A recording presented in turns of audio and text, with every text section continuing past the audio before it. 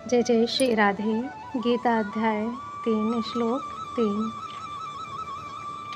श्री भगवान उवाच लोके अस्मिन् द्विविधा निष्ठा पुरा प्रोक्ता मया नघ ज्ञानयोगेन सांख्यानां कर्मयोगेन योगिनां। श्री भगवान ने कहा, हे निष्पाप अर्जुन, मैं पहले ही बता चुका हूँ कि आत्म साक्षात्कार का प्रयत्न करने वाले दो प्रकार के पुरुष होते हैं। कुछ इसे ज्ञान योग द्वारा समझने का प्रयत्न करते हैं, तो कुछ भक्ति में सेवा के द्वारा।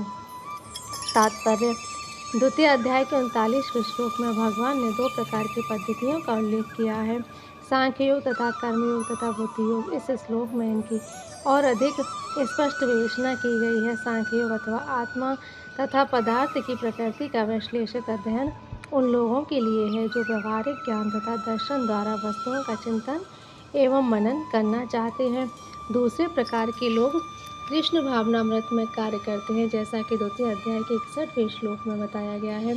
39वें श्लोक में भी भगवान ने बताया कि बुद्धि योग या कृष्ण भावनामृत के सिद्धांतों पर चलते हुए मनुष्य कर्म के बंधनों से छूट सकता है तथा इस पद्धति में कोई दोष नहीं है। 61वें श्लोक में इसी सिद्धांत को अधिक स्पष्ट किया गया है कि बुद्धि योग पूर्णतः परब्रह्म विशेषता कृष्ण पर आश्रित है और इस प्रकार से समस्त इंद्रियों को सरलता से वश में किया जा सकता है। अतः दोनों प्रकार के योग धर्म तथा दर्शन के रूप में अन्योन्याश्रित दर्शन विहीन धर्म मात्र भावुकता या कभी कभी धर्मांधता है और धर्म विहीन दर्शन मानसिक ऊहापोह है। अंतिम लक्ष्य तो श्री कृष्ण है, क्योंकि जो दार्शनिक परम सत्य की खोज करते हैं वे अंततः कृष्ण भावनामृत को प्राप्त होते हैं।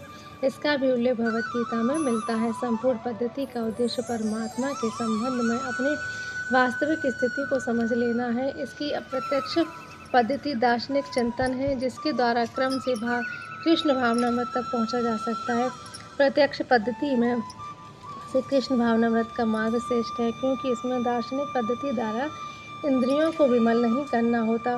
कृष्ण भावनामृत स्वयं ही शुद्ध करने वाली प्रक्रिया है और भक्ति